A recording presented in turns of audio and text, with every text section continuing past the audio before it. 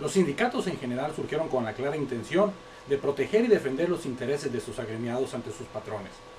Este fundamento ha ido evolucionando y la lucha por las llamadas conquistas sindicales cada vez ha ido creciendo más.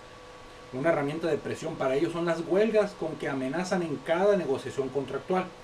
Huelgas que al estallar terminan afectando, curiosamente, a terceros.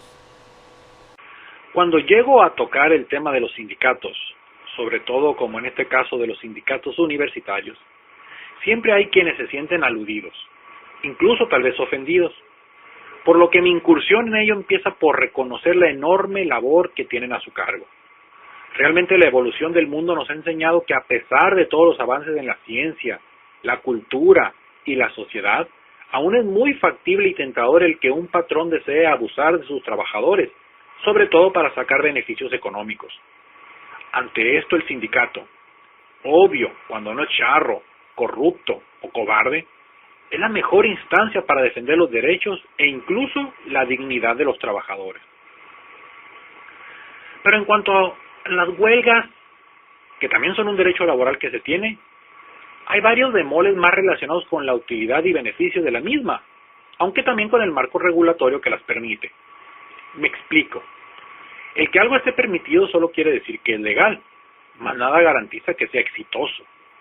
Algo así pasa con las huelgas, pero primero veamos la cuestión de su marco regulatorio.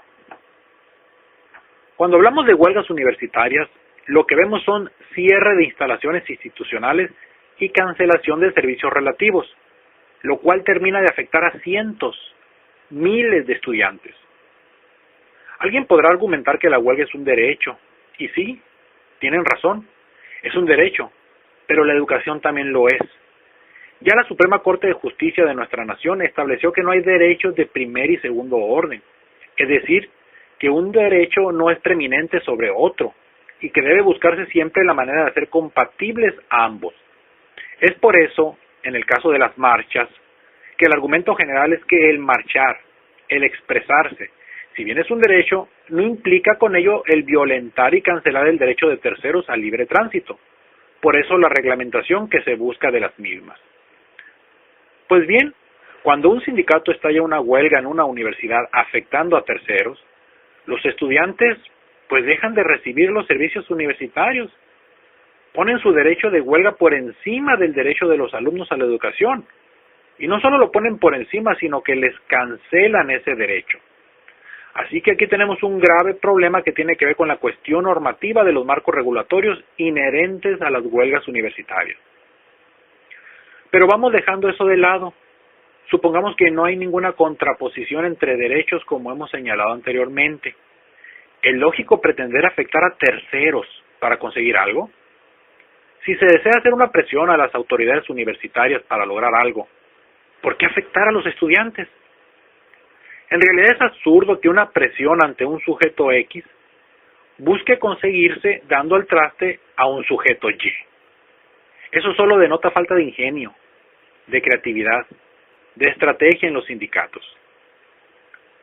En una ocasión unos manifestantes bloquearon una avenida para presionar al gobierno para tal o cual cosa.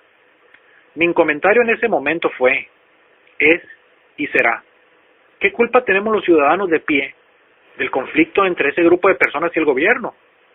¿Por qué nos afectan a nosotros? ¿Por qué no van y afectan directamente a los responsables de las políticas gubernamentales que no les parecen? De la misma forma y sin pretender aquí instruir a los sindicatos en ellos, ya que para eso están sus líderes, hay muchas maneras más creativas, prácticas, legales y sobre todo exitosas, y todavía aún mejor, que no afecte a terceros, en que los sindicatos pueden presionar quirúrgicamente a la administración universitaria para conseguir lo que legal y justamente quiere. Pero bueno, la atrofia sindical al parecer no da en muchos casos para nada más que la violación de los derechos de terceros a través de la única presión que conocen, y que es la huelga. La evolución social, y en ello también van las universidades, obliga a los sindicatos también a cambiar, a ser mejores, a pensar, eso sí, en sus trabajadores, pero también a reconocer los derechos de terceros y respetarlos sin violentarlos. Sus derechos Sus luchas pueden ser defendidos de muchas maneras, maneras que desafortunadamente implican más ingenio que por lo visto en muchos casos brilla por su ausencia.